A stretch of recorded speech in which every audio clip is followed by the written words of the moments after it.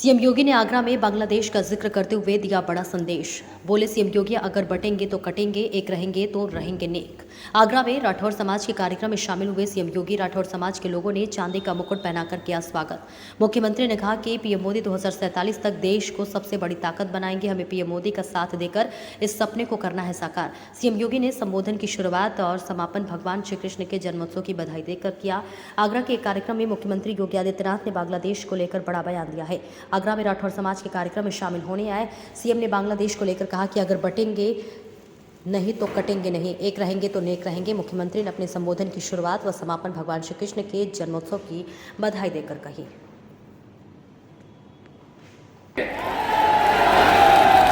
सुरक्षित रहेंगे और समृद्धि की पराकाष्ठा को पहुंचेंगे। हमें विकसित भारत की संकल्पना को साकार करने के लिए कार्य करना है।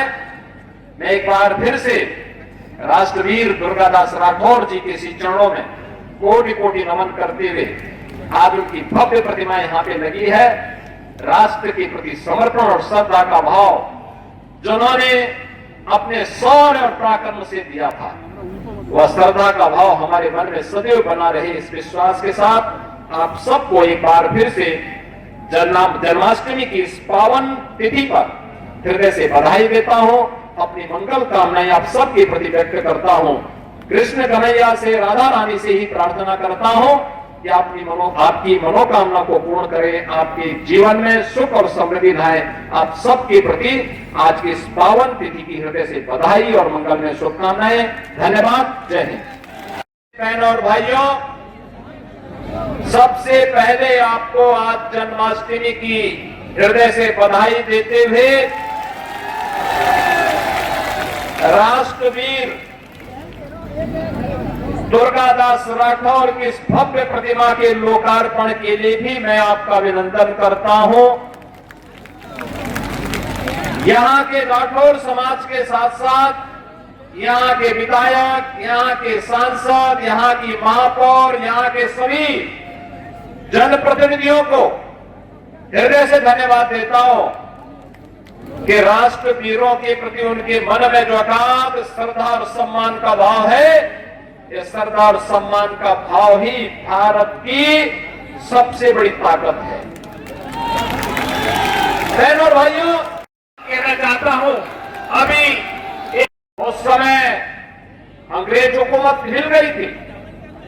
ट्रेन एक्शन में क्रांतिकारियों को मिले थे 4,600 रुपये, लेकिन इन क्रांतिकारियों को गिरफ्तार करने, सजा दिलाने में अंग्रेजों ने खर्च किए 10 लाख रुपए। लेकिन तब भी भारत की आजादी की लड़ाई कमजोर नहीं पड़ी। और ये हमारा सौभाग्य है, भारत माता के इन महान सपूतों को, जिन्होंने विदेशी हुकूमत की चूलों को हिलाने के लिए लगातार कार्य किया, उनके प्रति श्रद्धा रद्द करने के लिए, उन्हें सम्मान देने के करने के लिए काकोरी ट्रेन एक्शन की शताब्दी महोत्सव के बहाने हम भारत के सभी राष्ट्र नायकों, राष्ट्रवीरों को सम्मान दे रहे हैं। और आगरा वासियों को इसलिए भी बधाई कि राष्ट्रवीर दुर्गादास राठौर की भव्य प्रतिमा का लोकार्पण इसी क्रम में आज मुझे करने का अवसर प्राप्त हुआ। बहनों और भाइयों, आप इतिहास जानते हैं, दुष्ट औरंगजेब का इस आगरा से भी संबंध था और इसी आगरा में हिंदवी पद बादशाही के महानायक छत्रपति शिवाजी महाराज ने औरंगजेब की सत्ता को चुनौती दी थी। सपूत राष्ट्र नायक श्री दुर्गादास राठौर की इस प्रतिमा का लोकार्पण का कार्यक्रम ऐसे समय में कर रहे हैं जब इस देश के अंदर काकोरी ट्रेन एक्शन की शताब्दी महोत्सव के कार्यक्रम प्रारंभ हुए हैं। हम सब जानते हैं कि देश की आजादी के लिए 9 अगस्त 1925 में लखनऊ में पंडित राम प्रसाद बिस्मिल, ठाकुर रोशन सिंह, असफाउल्लाह खां, चंद्रशेखर आजाद जैसे क्रांतिकारियों ने ट्रेन एक्शन की घटना को अंजाम देकर के अंग्रेज हुकूमत को चुनौती दी थी और औरंगजेब से कहा था कि तुम चूहे की तरह ऐसे तड़पते रह जाओगे, हिंदुस्तान में तुझे कब्जा तो नहीं करने देंगे। और राजस्थान में इस मोर्चे को उस समय संभाल रहे थे जोधपुर नरेश महाराजा जसवंत सिंह। महाराजा जसवंत सिंह के जो महत्वपूर्ण सेनापति थे उनमें से राष्ट्रवीर दुर्गादास राठौर थे। कई बार प्रयास किया औरंगजेब ने जोधपुर रियासत पर कब्जा करने का, नहीं सफल हो पाया। राधे राधे, वृंदावन बिहारी लाल की, कृष्ण कन्हैया की, गिरिराज भगवान की, भारत माता की, भारत माता की, भारत माता की।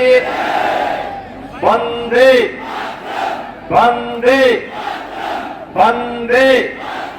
राष्ट्रवीर दुर्गादास राठौर की कहानी। हिंदुस्तान पर कब्जा करना चाहते हैं, आप उनको वहां संभालिए, मैं आपको सपोर्ट करूंगा। और वहां पे महाराजा जसवंत सिंह को वहां धोखे से अफगानियों का मुकाबला करने के लिए लेके चला गया और पीछे से हमला करके उनकी हत्या कर दी। उनका छोटा पुत्र, एक ही पुत्र अजीत सिंह था, राजकुमार अजीत सिंह अकेले रह गया। रानी ने का जो पुत्र था अजीत सिंह, दुर्गादास राठौर जैसे वीर हो, मातृभूमि के सपूत हो, कोई विदेशी आक्रांता कैसे कब्जा कर सकता है? और यही हुआ। लेकिन औरंगजेब दुष्ट प्रवृत्ति का था, चालबाज था। उसने एक चाल चली, महाराजा जसवंत सिंह से संधि की और संधि करके उनसे कहा कि हम जोधपुर रियासत पर कुछ नहीं करेंगे, लेकिन आप हमें सहयोग करिए, हम आपका सहयोग करेंगे। विरोध किया, लेकिन राष्ट्रवीर दुर्गादास राठौर ने कहा नहीं, मैंने अपने राजा महाराजा जसवंत सिंह को जो आश्वासन दिया था, मुझे वह निभाना था, वो मैं निभा चुका हूं। अब मेरी उम्र हो चुकी है, अब मैं जीवन से संन्यास लेकर के परम मोक्ष की ओर जाना चाहता हूं। और वहां उज्जैन जाकर के वहां बैठ करके उन्होंने अपना जीवन परम मोक्ष की शांति के लिए उन्होंने आगे का जीवन आगे बढ़ाया। वे साकेत धाम को मोक्ष को उन्हें वो मोक्ष प्राप्त होता है। बहनों और भाइयों, जिस देश में दुर्गादास राठौर जैसे महान वीर पैदा होते हो, उस देश का कोई विदेशी आक्रांता कैसे बालमाका कर सकता है? और भारत की आजादी अगर आई, वापस आई, भारत आजाद हुआ वैसे वीरों के कारणों से, उनके कृतित्व से, उनके शौर्य और पराक्रम से। और शौर्य और पराक्रम जो कभी पंडित राम प्रसाद बिस्मिल ने कहा था, जब अंग्रेज उन्हें गोरखपुर जेल में बंद किए और फांसी के फंदे पर चढ़ा रहे थे, उन्होंने पूछा कि भाई कोई अंतिम लालसा, कोई अंतिम अभिलाषा? तो पंडित राम प्रसाद बिस्मिल ने एक ही बात कही, उन्होंने कहा धोखे से मारने का एक षड्यंत्र रचा और मुगल सैनिकों को भेज करके उन्हें कैद करने का प्रयास किया।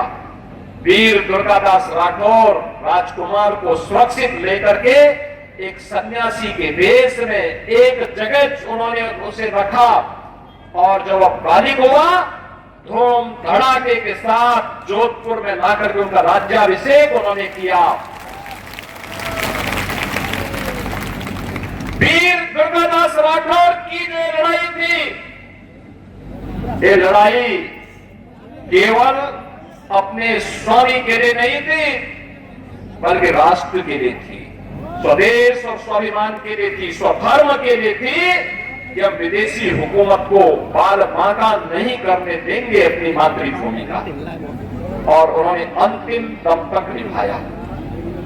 जब अजीत सिंह जोधपुर के राजा बन गए तो उन्होंने वहां के प्रधानमंत्री के रूप में दुर्गादास राठी की बात उन्होंने कहा कि इस भारतवर्ष में 100 बार मेरा जन्म हो और कारण सदा ही मृत्यु का देशोपकारक कर्म हो।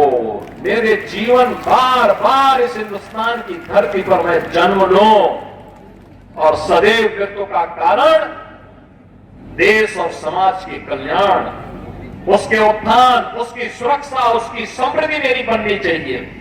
बहनों और भाइयों, यही भारत की सभी क्रांतिकारियों का घोष था, तेरा वैभव अमर रहे मां, हम दिन चार रहे न रहे।